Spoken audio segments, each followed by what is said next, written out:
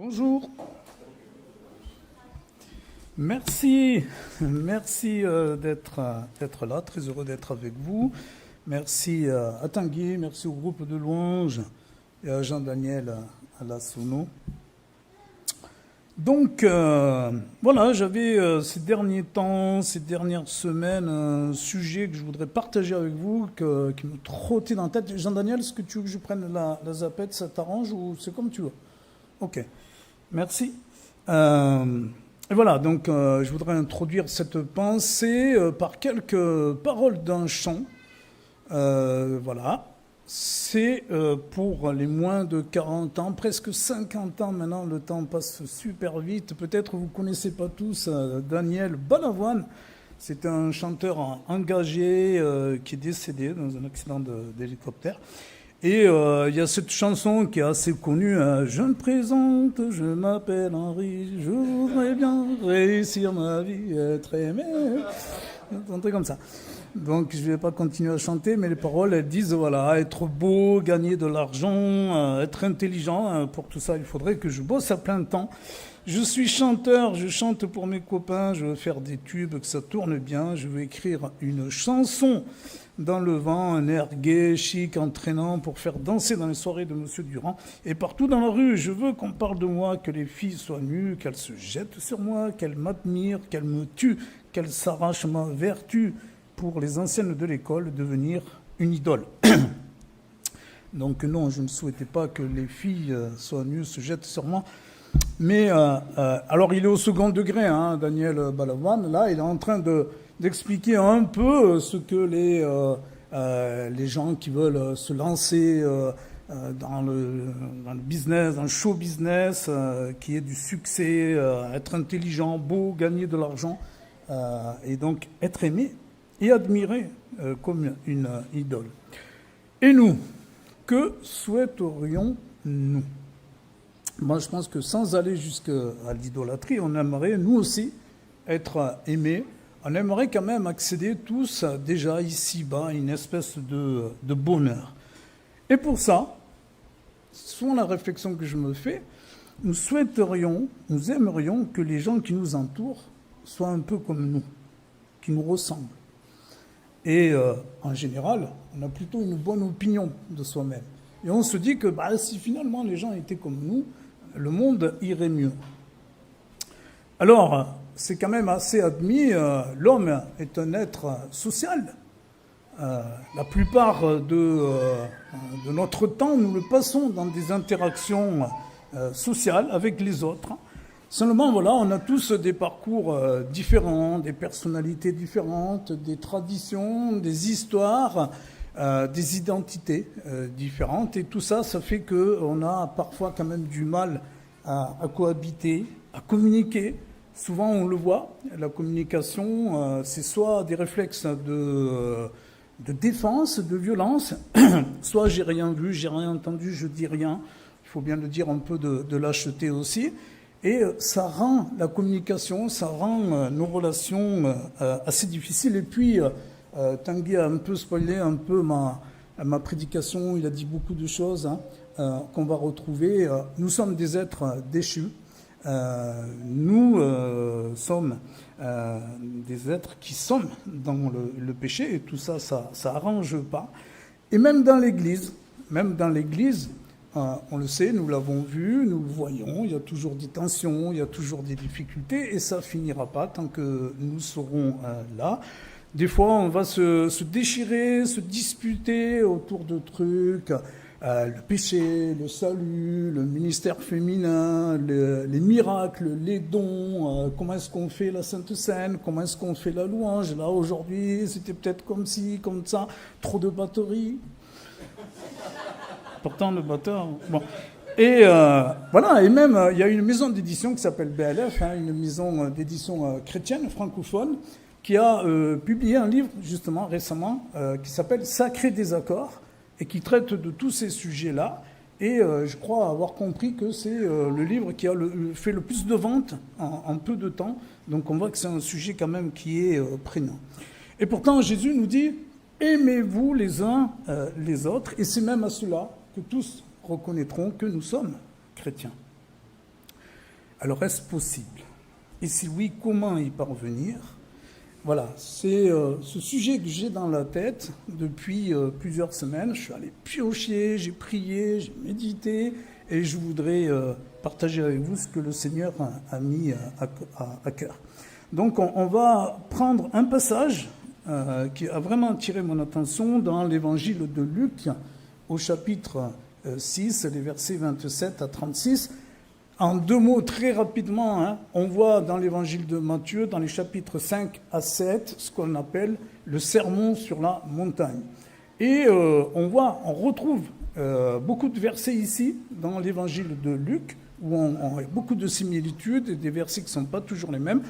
Voilà, si on veut être puriste, on nous dit que le sermon sur la montagne, c'est Jésus qui monte, qui va en haut de la colline pour faire son sermon.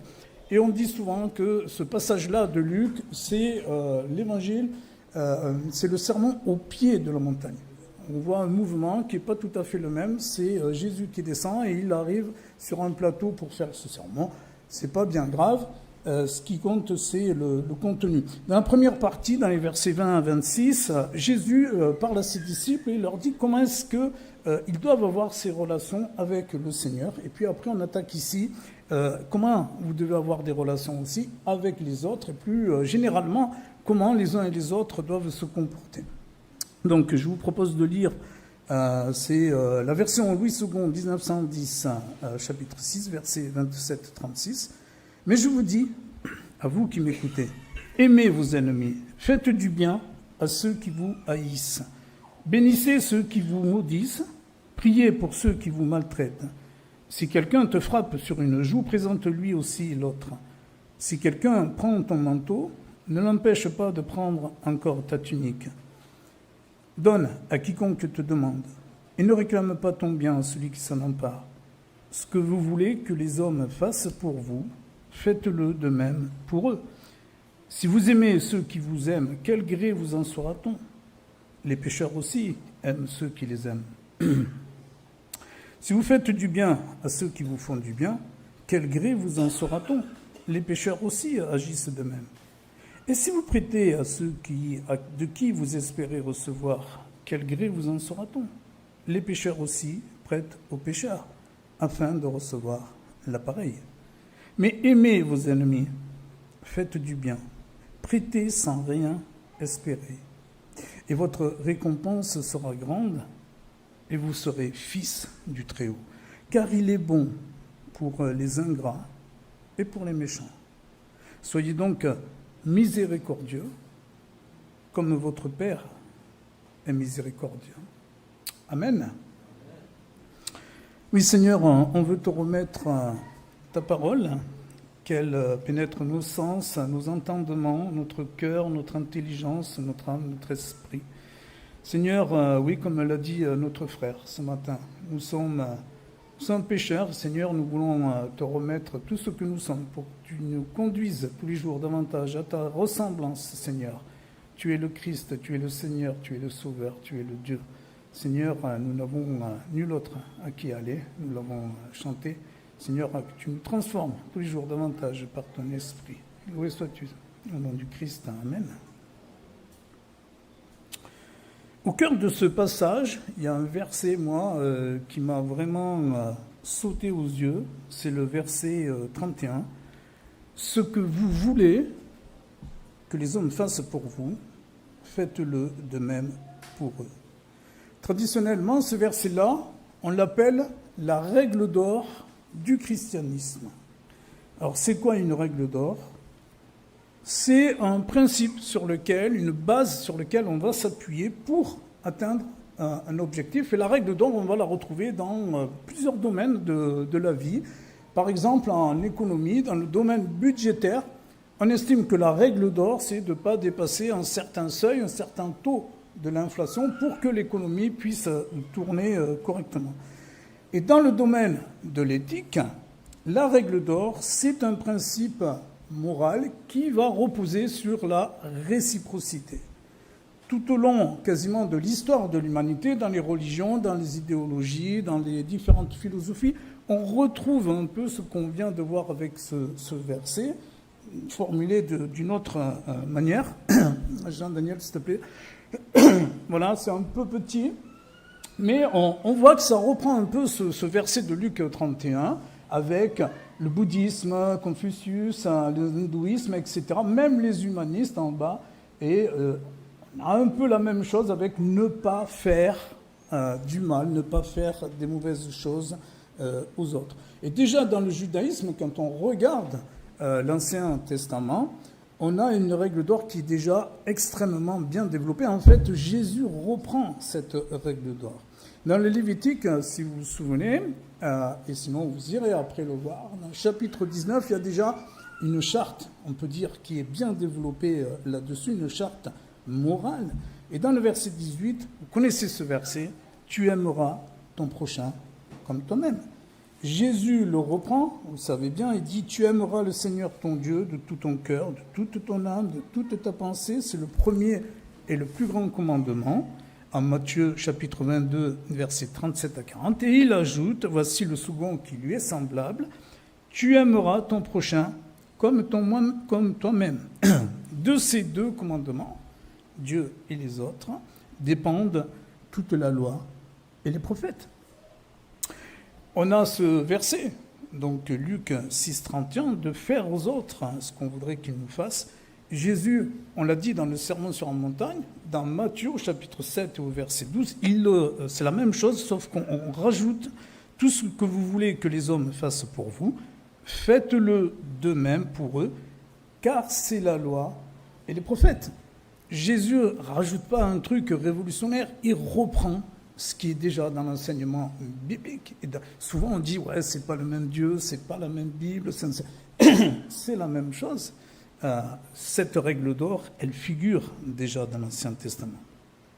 Et on voit la différence entre la règle d'or chrétienne, fais du bien, fais ce que les autres, ce que tu voudrais que les autres te fassent, alors que si on reprend, Jean-Daniel, juste avant, si on reprend les citations que l'on va retrouver dans les autres, par exemple, tout à fait, les humanistes, eux, ils disent ne faites pas aux autres. C'est un concept essentiellement, aucune religion ne rate entièrement. Ça veut dire oui, on essaye de le faire, on ne fait pas. Mais aucune de ces versions de la règle d'or n'a besoin d'un Dieu. Et on voit tous les autres, ils disent ne fais pas ceci, ne fais pas cela. La règle d'or chrétienne qu'on voit avec Jésus, elle va beaucoup plus loin, plus exigeante. Là, on est dans la forme passive, ne fais pas. Alors que Jésus dit, fais. Et on voit une grosse différence à un moment donné. Jésus dit en Matthieu, chapitre 25, versets 41-43, « Retirez-vous loin de moi, vous que Dieu a maudit. Allez dans le feu éternel, préparé pour le diable et ses anges. » Jésus dit, allez en enfer. J'ai eu faim, vous ne m'avez rien donné à manger. J'ai eu soif, vous ne m'avez rien donné à boire. J'étais étranger, j'étais étranger et vous ne m'avez pas accueilli chez vous. J'étais nu et vous ne m'avez pas donné de vêtements. J'étais malade et en prison et vous n'avez pas pris soin de moi. Jésus reproche le bien que l'on peut faire et que l'on ne fait pas. Donc Jésus ne dit pas simplement on se cantonne à ne fais pas. Jésus dit fais. Une autre manière d'illustrer ça, un jour j'attendais le tram. J'avais décidé de prendre le tram et comme on fait souvent quand on prend les transports en commun, on repère où la porte va s'ouvrir.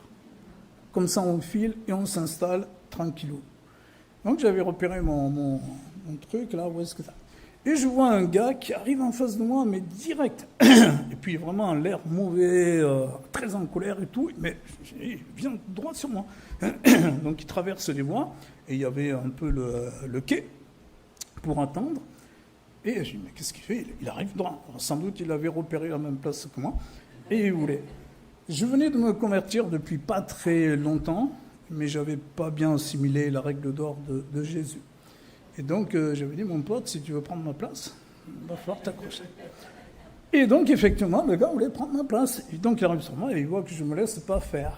Alors il commence à m'insulter et tout, et puis il me dit, t'as de la chance que c'est Ramadan, sinon je t'aurais cassé la gueule. Voilà, alors, il y a des musulmans, j'ai beaucoup d'amis dans l'islam et tout, il n'y a pas de souci, mais voilà le concept. La colère était en lui. Et il ne me frappe pas, je ne te frappe pas, mais c'est opposé à ce que Jésus dit. Donc on voit la difficulté à vivre cette exhortation. La règle d'or du Seigneur, de Jésus, on le voit, elle est beaucoup plus exigeante. Et en général, qu'est-ce qu'on veut? C'est ce slide-là que tu avais, Jean-Daniel. Si on reprend notre passage avec les versets qui sont à côté, en général, on ne veut pas avoir d'ennemis, on ne veut pas être haï, on ne souhaite pas être maudit, on ne souhaite pas être maltraité, on ne souhaite pas être frappé, on les retrouve dans tous ces versets, et on ne souhaite pas non plus être volé ou abusé. Et lorsque ça arrive, qu'est-ce qu'il nous dit le Seigneur? Jésus nous dit, voilà comment tu réagis lorsque ça arrive. Les ennemis, eh bien, tu les aimes. Ceux qui nous haïssent, tu leur fais du bien. Ceux qui nous maudissent, tu les bénis. Si tu es maltraité, tu pries pour eux. Si on te frappe, tu tends l'autre joue. Et ceux qui nous volent ou nous abusent, on leur donne encore plus. Waouh, Seigneur, comment veux-tu que je fasse tout ça? On a envie de dire, enfin, je ne sais pas qui est levé la main, qui c'est qui est capable de faire tout ça? Ouais, ben moi j'y arrive pas. Et j'ai envie de dire, Seigneur, c'est trop compliqué, tu vois comment je suis, comment tu veux que je fasse tout ça? Est-ce que c'est vraiment possible? On a plusieurs obstacles, on peut en citer 3 rapidement.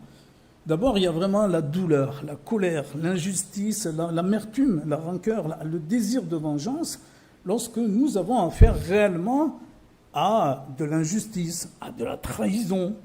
Des fois, c'est pas grand-chose, mais on se sent trahi, on sent qu'on est victime d'une injustice.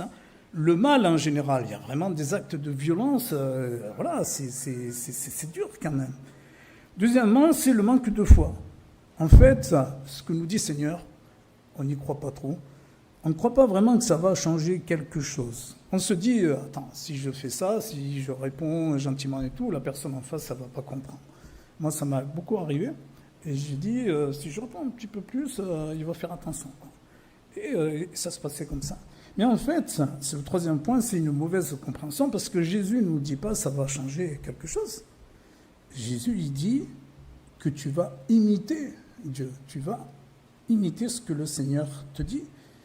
On l'a vu dans le verset 35, parce que Dieu est bon aussi pour les ingrats et les méchants. Et donc l'intention, elle est d'éveiller chez l'autre une autre réponse possible. Si l'autre, il est là, que je fais ça, il va faire ça, il va faire ça. Et donc, Jésus dit, tu vas faire comme Dieu, tu vas aimer aussi les ingrats et les méchants, et tu vas apporter une autre réponse qui sans doute va pouvoir ouvrir une autre porte de l'espérance. Cette règle d'or, ce que vous voulez que les hommes fassent pour vous, faites-le de même pour eux. Elle est et elle reste révolutionnaire parce qu'elle tranche avec l'attitude normale qui est de « je fais quelque chose pour toi, si en contrepartie, je sais que tu vas me le rendre, tu vas me rendre l'appareil, quoi, en fait. » Et Jésus, il dit « non, tu vas faire du bien sans rien attendre en retour, et même si c'est un ennemi. » Alors, cette règle d'or, Jean-Daniel Pardon, est-ce une utopie? Est-ce un vœu pieux? Ce que vous voulez que les hommes fassent pour vous, faites-le de même pour eux. Est-ce impossible à réaliser? Personnellement, je vous ai déjà raconté un peu mon parcours. Vous savez que je ne suis pas été élevé dans une famille chrétienne. La plupart, beaucoup, sont comme Obélix, sont tombés dans la marmite du christianisme. Moi, ce n'est pas mon cas. Avec mon âge avancé, je me suis converti tard. Et donc, j'ai une autre vie avant. Et pourtant, mes parents, qui ne connaissaient pas la Bible, qui ne connaissent pas Dieu, étaient vraiment des gens extraordinairement vertueux. Et j'ai envie de dire, parfois bien plus que certains chrétiens. Ils nous ont appris le respect, la justice, protéger les faibles, ne pas s'imposer, laisser les autres. Cette règle d'or-là, on l'avait un peu quelque part. Mais finalement, je me suis aperçu que le monde, il ne fonctionnait pas comme ça, quoi. Le monde ne fonctionnait pas avec ses vertus. Et j'avais l'impression parfois de courir en 100 mètres, mais moi avec un gros boulet attaché à la cheville, parce que je voulais respecter ces vertus que mes parents m'avaient enseignées, et les autres ne les respectaient pas. Aujourd'hui, la société, c'est le plus fort qui s'impose. J'ai grandi dans une cité. Alors, ce n'est pas les grosses cités comme on voit aujourd'hui, avec tout ce qu'on voit, mais c'était assez chaud quand même. Il fallait s'imposer. Et donc, j'avais dû revoir mon logiciel de fonctionnement. Je disais à mes parents, ok, mais je ne vais pas faire de mal aux autres, mais ça sera œil pour œil, dent pour dent. Je ne vais pas me laisser faire, sinon je suis mort. Et bien souvent, encore aujourd'hui, c'est ma nature qui est là, qui est profonde. Je fonctionne encore comme ça. Avec le baptême, vous connaissez l'expression, le vieil homme est noyé, mais le bougre, il sait bien nager, disait Luther.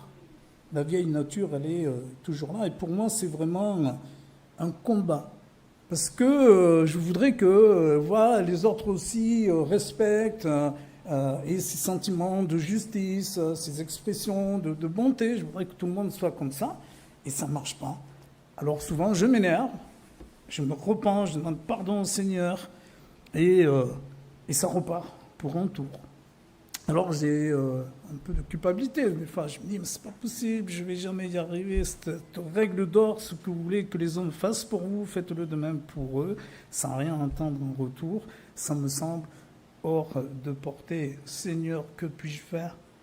Et la réponse en fait, elle est comme souvent devant nous, dans nos Bibles. Notre échec, Tanguy a beaucoup rappelé aujourd'hui ce qu'est l'Évangile, et je crois que c'est parce que nous oublions de revenir aux fondamentaux, à la base, à l'Évangile. Pourquoi Jésus vient sur terre? Pourquoi il donne sa vie? Au début de ma conversion, vraiment, je souffrais de ça, de ne pas arriver à me dépouiller de ma vieille nature. Et vraiment, le domaine où ça n'allait pas du tout, c'était en voiture. En voiture, vous le savez, on ne peut pas faire 10 minutes de voiture sans qu'il y ait une incivilité. Il y avait une sœur, je ne sais pas si elle est là, c'était Brigitte. Elle est là, Brigitte? Un jour, tu me disais, je ne sais pas si tu te souviens, ça devient difficile de conduire parce que les gens, quand je respecte les limitations de vitesse, ils me klaxonnent, ils me poussent, je vais arrêter de conduire, tu disais. Et moi, ça me mettait hors de moi. Mais vraiment, une colère noire, quoi. Les incivilités, les gens qui parfois, alors il y en a qui ne font pas exprès, mais des fois on a véritablement des agressions. Et c'était un peu comme chez le médecin, vous savez, quand il vous tape sur le genou, là, le genou qui fait ça. Moi, quand je voyais ça, je pétais les plombs. Et mes enfants sont là, je leur demande pardon, parce que même s'il y avait Isabelle, mon épouse, les enfants et tout, je pétais les plombs. Et si j'arrivais à choper le gars, je descendais de voiture pour aller m'expliquer avec lui. Heureusement, le Seigneur a veillé, il n'a jamais mis un gars qui fait 2 mètres. Mais j'étais fou. Je sortais, c'était insupportable pour moi. Quelqu'un qui m'agressait, c'était comme s'il commettait une injustice, quelque chose où il m'agressait, en fait, et c'était insupportable pour moi. Donc je descendais de voiture pour aller voir le gars. Quand j'arrivais à le choper, la plupart du temps, les gens s'en vont. Et quand j'en chopais un, ça se passait mal.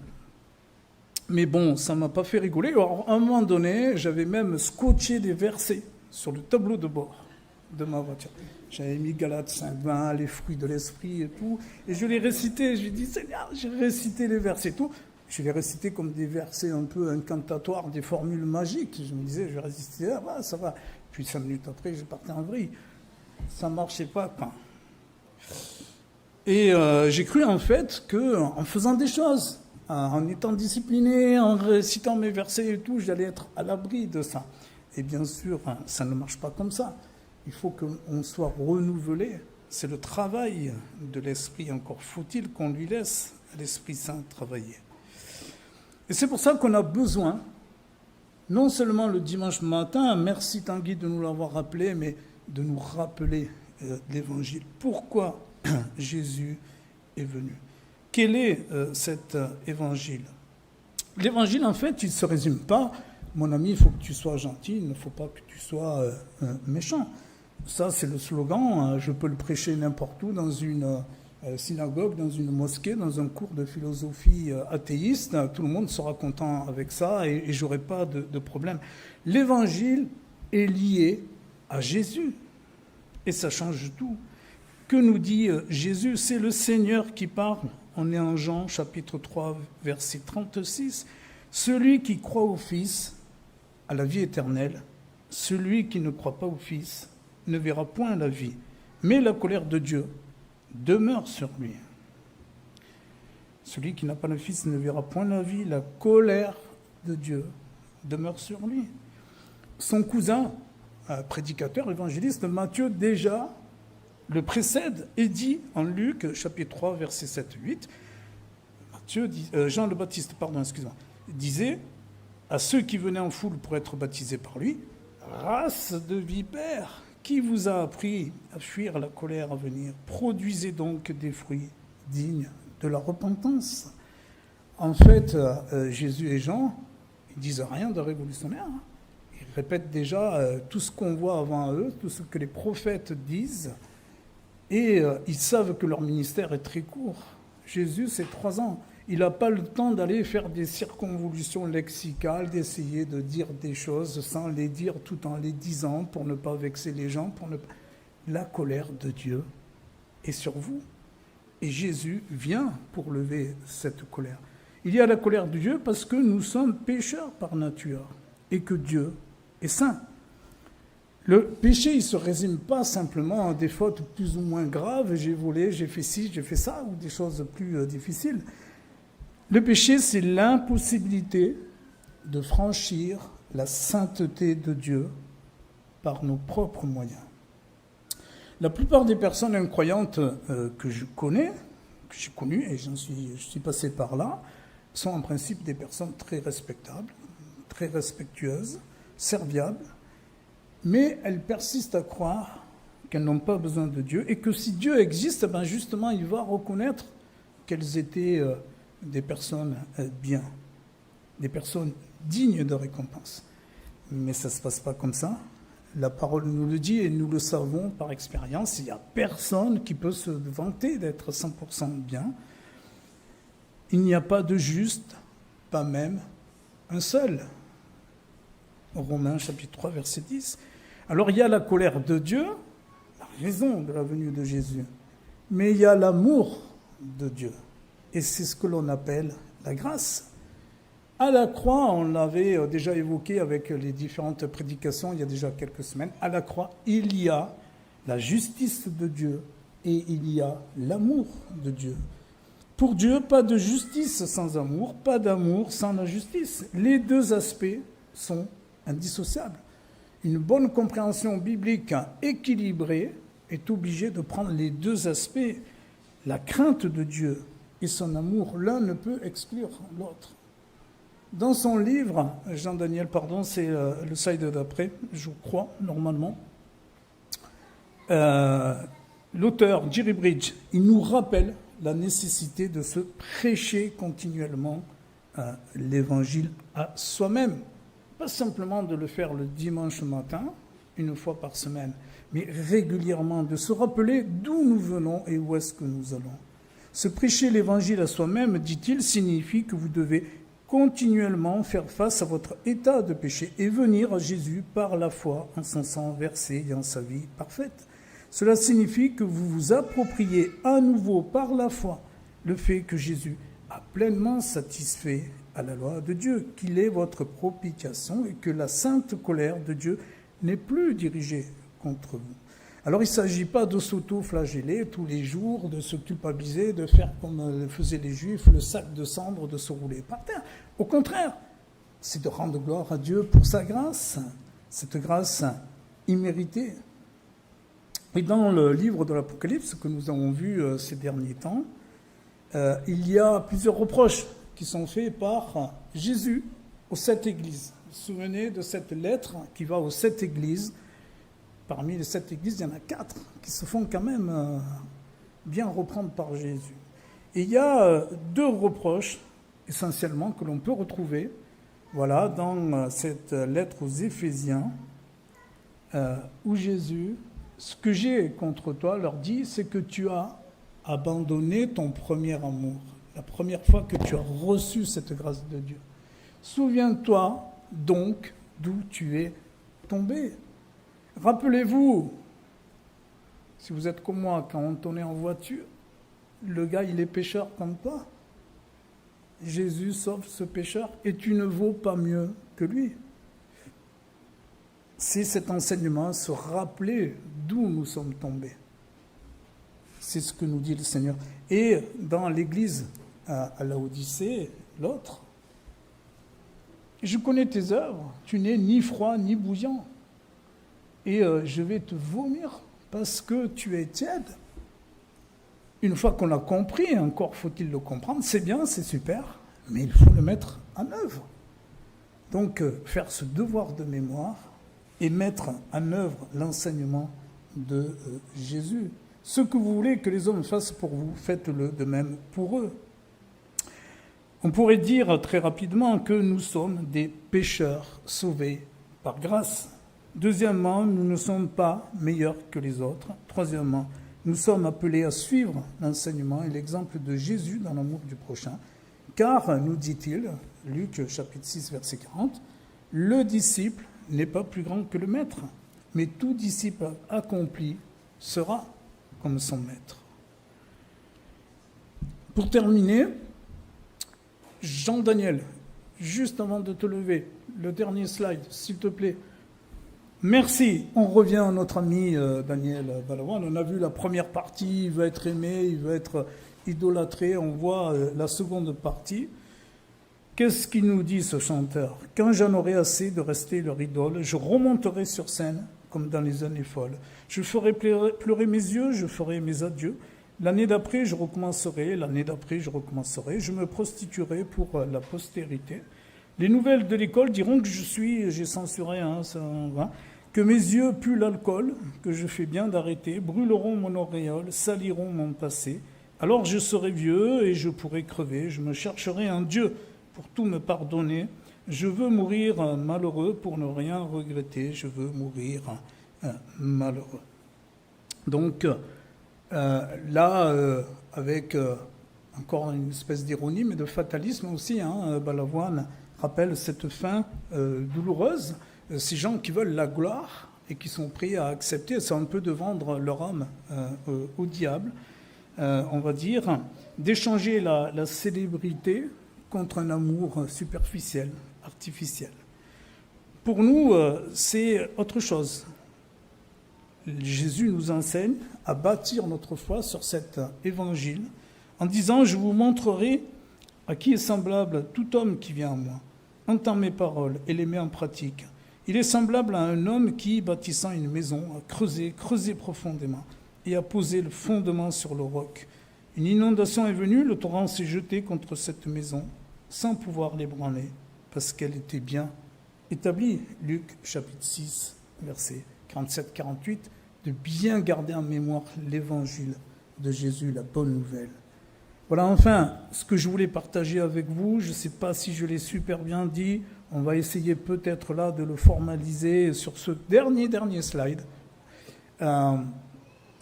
Voilà, d'abord, faire régulièrement ce devoir de mémoire, se prêcher l'évangile à soi-même. D'où est-ce que nous sommes tombés ? Ce que fait le Seigneur pour nous. Je suis aussi pécheur que mon prochain, si ce n'est davantage, et je suis racheté par le sang précieux de Jésus. Deuxièmement, ayant été sauvé, je dois marcher d'une manière qui plaise à Dieu, en suivant l'enseignement biblique de Jésus, notamment au travers de cette fameuse règle d'or, ce que vous voulez que les hommes fassent pour vous, faites-le de même pour eux. Et Jésus a été l'exemple parfait. C'est le troisième point qui est de mettre en œuvre cette exhortation de Jésus. Une fois qu'on a compris qu'on fait ce devoir de mémoire, Ce qu'il faut, c'est initier cette démarche. Prier pour moi, c'est la phase dans laquelle je suis maintenant. Essayer de me mettre en route pour que le Saint-Esprit agisse en nous. Alors, je n'ai pas le temps de développer beaucoup ça. Il y aurait plein de choses à dire sur ce troisième point. C'est de sortir du temps pour être dans la prière, pour que le Saint-Esprit agisse en nous. C'est la lecture biblique, c'est l'enseignement, c'est la communion fraternelle. Vous pouvez avoir un frère, une sœur, vous retrouver pour étudier la parole. Elle va vous apprendre des choses, vous allez lui en apprendre, vous allez prier ensemble. Et surtout, identifier les points dans votre vie où vous avez besoin de progresser. Le chemin est long, difficile, mais pas impossible. Jésus nous invite à nous mettre en marche et il nous dit en Jean chapitre 16, verset 3, « Je vous ai dit tout cela pour qu'en restant unis à moi, vous ayez la paix. Dans le monde, vous avez à souffrir, mais prenez courage, j'ai vaincu le monde. » Amen. Oui, merci Seigneur pour ta parole, pour ton enseignement. Pardon Seigneur pour toutes les fois où nous ne faisons pas ta volonté. Seigneur, enseigne-nous à appliquer cette règle d'or dans nos vies, que nous fassions aux autres ce que nous voudrions aussi qu'ils fassent pour nous, mais de manière gratuite, Seigneur, sans rien attendre en retour, comme tu voudrais que nous soyons, tes fidèles ouvriers dans la moisson que tu nous as confiée. Merci Seigneur pour ton sacrifice à la croix. Loué sois-tu au nom du Christ. Amen. Amen.